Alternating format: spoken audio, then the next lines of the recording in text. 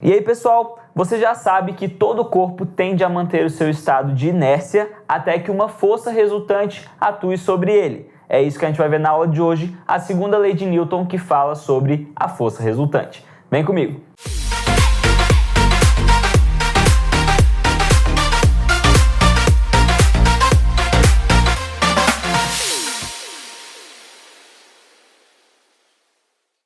Então, pessoal, chegou a hora da gente falar da segunda lei de Newton, que basicamente é uma fórmula que você vai usar muito daqui para frente, que fala o seguinte: a força resultante em um corpo é igual ao produto da massa pela aceleração. Em outras palavras, para que uma força resultante não nula haja sobre um corpo, ela precisa imprimir necessariamente uma aceleração, ou seja, alterar a velocidade daquele corpo. E aí você já começa a imaginar que velocidade é uma componente vetorial que tem três características: módulo, direção e sentido. Ou seja, se eu aplico uma aceleração em um determinado corpo, necessariamente existe uma força que está atuando sobre ele. E o processo inverso também é verdadeiro. Para que eu altere a velocidade de um corpo, eu preciso aplicar uma força sobre ele, que é a lei da inércia, tá? Então, isso aqui é basicamente, em conceitos matemáticos, o que representa a lei da inércia, tá?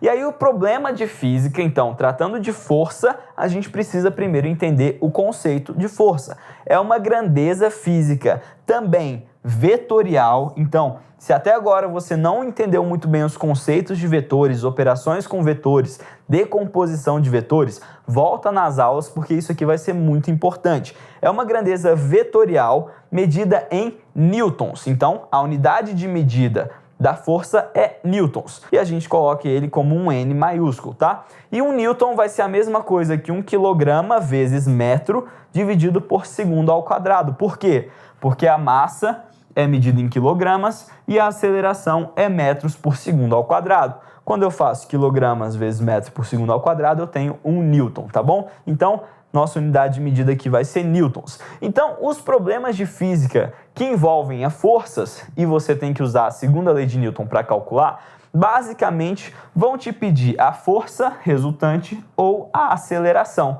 Quando ele te pede a aceleração, por causa da situação que esteja acontecendo no seu problema, você vai ter que definir quem que é a força resultante. Então, olha aqui um exemplo. Eu tenho uma caixa de 2 kg que está sendo puxada de um lado com uma força de 8 newtons, do outro lado, do lado esquerdo, ela está sendo puxada com uma força F2 que vale 6 newtons. Veja que a direção é a mesma, mas os sentidos são opostos. E na aula de operações com vetores, a gente já descobriu como achar o vetor resultante delas. O vetor resultante desses dois vetores vai ser a minha força resultante. Então, se eu tenho para lá com 8, para cá com 6, 8 menos 6, eu vou ter uma força resultante para cá com 2 newtons. Então, isso aqui é a minha força resultante. Então, eu já descobri o valor da minha força resultante. É o que eu vou jogar nessa parte aqui da fórmula. A massa eu tenho, que é 2, e aí fica fácil de descobrir a aceleração. Então, força 2, massa 2, a minha aceleração tem que ser igual a 1 metro por segundo ao quadrado. Então, nesse primeiro caso, a aceleração vai ser igual a 1 metro por segundo ao quadrado. Beleza? Agora, olha que interessante. Como a força é uma grandeza vetorial, não necessariamente eu tendo uma força de 8 e uma força de 6, fazendo a subtração delas, eu vou ter sempre 2. Se eu colocar essa força 2, F2, em vez de estar para a esquerda, estar para cima, eu mudei a direção dela. E aí a composição vetorial, eu vou ter que achar o vetor resultante, tá bom? A gente sabe, faz aqui o meu paralelogramo, puxo aqui, e aí eu vou ter aqui a minha força resultante, certo? Quanto que ela vale? Pessoal, aqui você já está num nível mais avançado. Então, a grande maioria dos seus exercícios vai te dar um triângulo pitagórico, sendo que esse lado aqui é 8, esse lado é 6, o nosso triângulo pitagórico 3, 4, 5.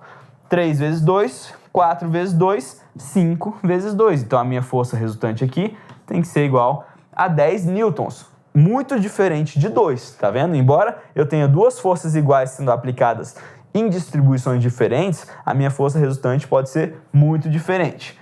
10 newtons. Agora que eu tenho o módulo dela, jogo aqui, força resultante, massa vezes aceleração, 10. A massa continua sendo 2, a minha aceleração, então, aceleração igual a 5 metros por segundo ao quadrado. Então aqui você já percebe que vai ter que fazer operação com vetores, não tem muito para onde fugir. A ideia é, com a minha situação, eu descubro quanto que é a minha força resultante, jogo na fórmula e descubro quanto que é a aceleração. Se ele te der a aceleração, fica fácil, é só você jogar na fórmula com a massa e descobre a força resultante. Às vezes ele pode também pedir para você calcular a massa, depende de cada problema. Você tem que analisar, ver como que as forças estão dispostas, encontrar a resultante e a partir daí você consegue descobrir os outros parâmetros. Então, essa foi a nossa aula de hoje, segunda lei de Newton. Eu vejo você na nossa próxima aula.